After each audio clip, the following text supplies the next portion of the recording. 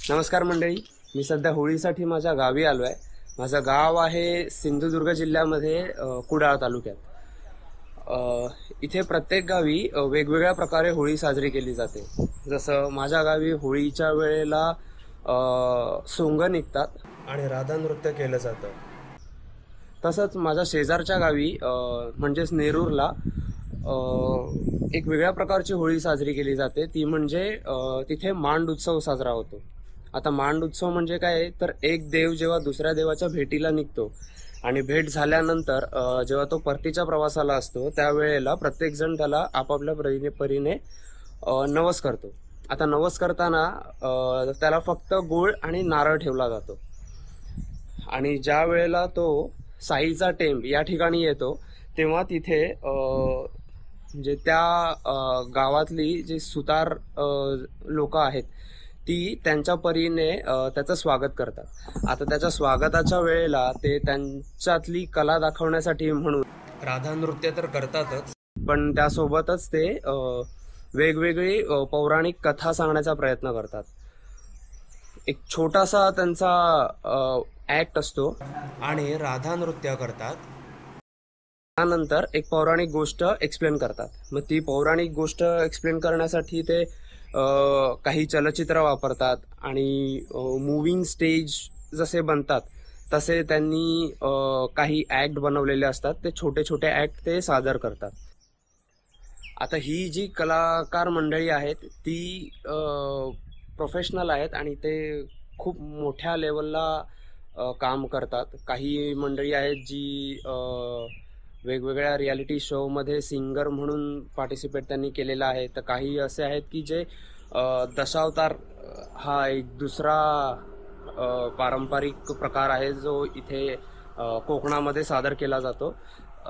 त्या दशावतारासाठी असेल किंवा वेगवेगळे जे लाईव्ह स्टेज असे असणारे जे नाटकं असतात त्यासाठी जे मूविंग स्टेज बनवले जातात, ते ट्रिक सीन्स वगैरे जे बनवले जातात ते स्टेज बनवण्याचं ते काम करतात। म्हणजे जो हलता देखावा ज्याला आपण म्हणू शकतो तसे देखावे ते बनवण्यात एक्सपर्ट असतात, असे ते कलाकार आहेत। तर अशी जी मंडळी आहे ती मांड उत्सवामध्ये आपली कला सादर करताना एक पौराणिक गोष्ट आपल्यासमोर ठेवते। तर यावेळेला ती पण बघायचा प्रयत्न असेल, पण त्याआधी आपण राधा नृत्याची एक झलक बघूया।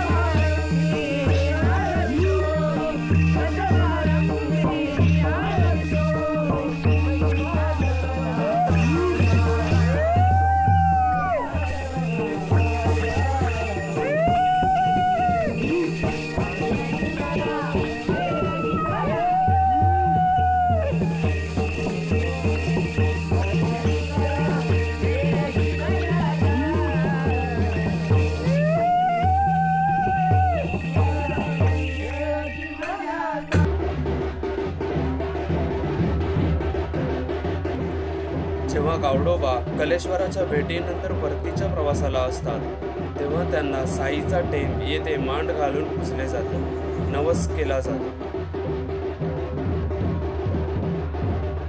आणि त्यांच्यासाठी म्हणून राधा नृत्य आणि पौराणिक कथा सादर केली जाते।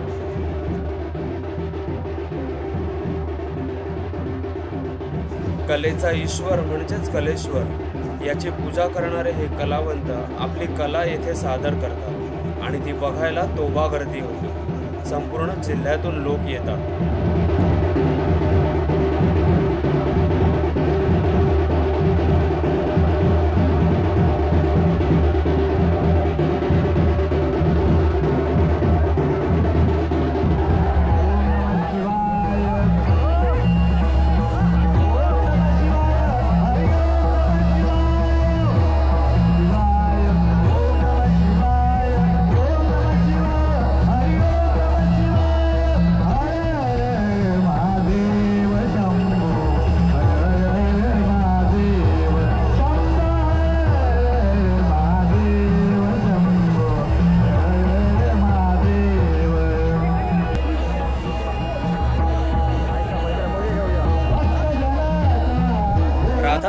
त्यामध्ये राधा, कृष्ण आणि त्याच्या सवंगड्यांसोबत काही सोंग सुद्धा असतात. ती सोंग म्हणजे हनुमान, वेगवेगळे प्राणी, तर कोणी असे विदूषकी सोंग सुद्धा घेतात.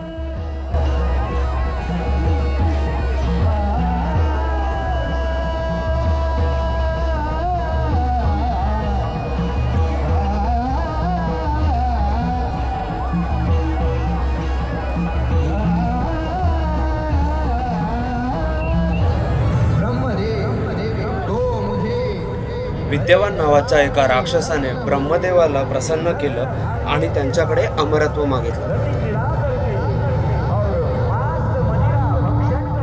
पण ब्रह्मदेवाने त्याला सांगितलं की राक्षसांना अमरत्व देणं मला जमणार नाही.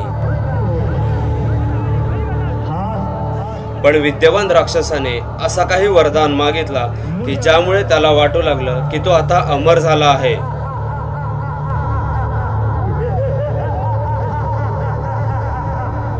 ब्रह्मदेवाकडून वरदान मिळाल्यानंतर विद्यवान राक्षसाने संपूर्ण भूतलावर उत्पात माजवायला सुरुवात केली. अगदी देवांना सुद्धा त्याने सोडलं नाही. सरस्वती, इंद्र अशा देवांना सुद्धा त्याने स्वतःचं बंदी केलं.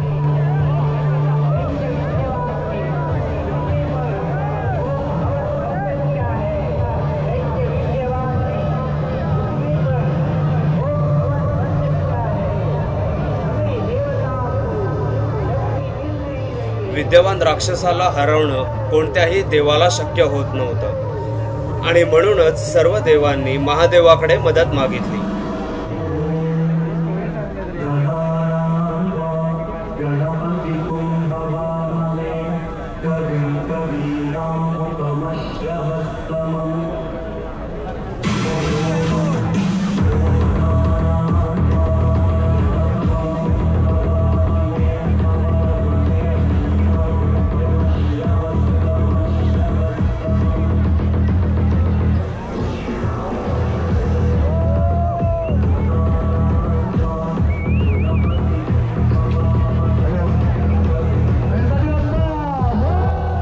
अशा वेळी विद्यवान राक्षसाचा सामना करायला गणपती पुढे आले आणि त्यांनी एक नवीन रूप धारण केलं.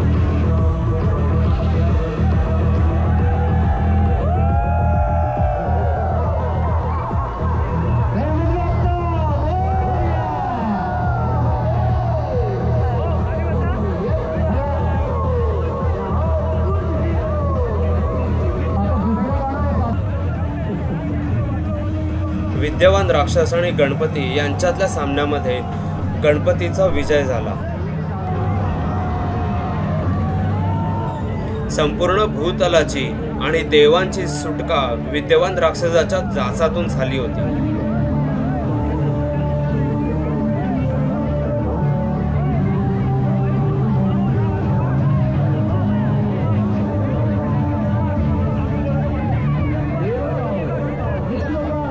गणपतीच्या या नव्या रूपाला महागणपती किंवा उच्चिष्ट गणपती म्हणून ओळखायला सुरुवात झाली.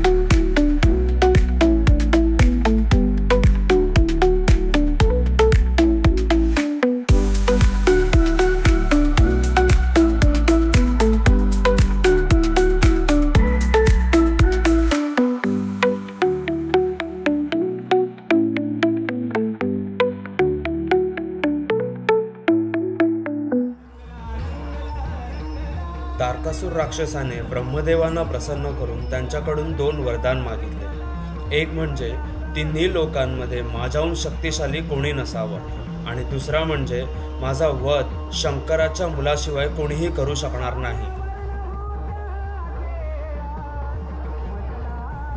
हे दोन्ही वरदान मिळाल्यानंतर तारकासूर राक्षस खूप शक्तिशाली झाला होता, कारण त्याला माहीत होते की सतीच्या जाण्यानंतर भगवान शंकर पुन्हा लग्न करणार नाही, म्हणजे त्यांना संतान प्राप्ती होणार नव्हती।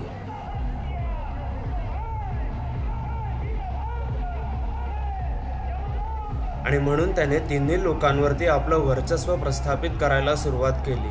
कोणीच त्याला हरवू शकत नव्हतं। सगळ्या देवांनी ब्रह्मदेवाकडे मदत मागितली।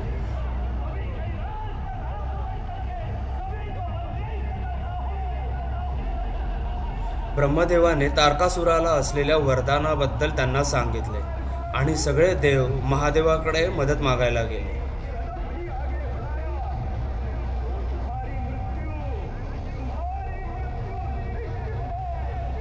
भगवान शंकराने बाळ कार्तिकेयाला युद्ध कौशल्य शिकवायला सुरुवात केली। कार्तिकेयाला पार्वतीने एक वेगळा आणि शक्तिशाली भाला दिला होता, ज्याला नामोहरम करणं अशक्य होतं।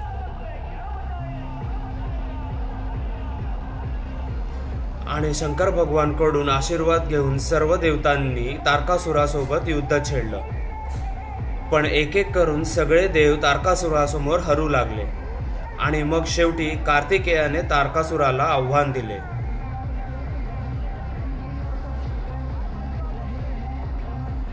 कार्तिकेय आणि तारकासूर यांच्यातल्या भीषण युद्धामध्ये शेवटी कार्तिकेयाने तारकासुराचा वध केला आणि तिन्ही लोकांची त्याच्या जाचातून मुक्तता केली।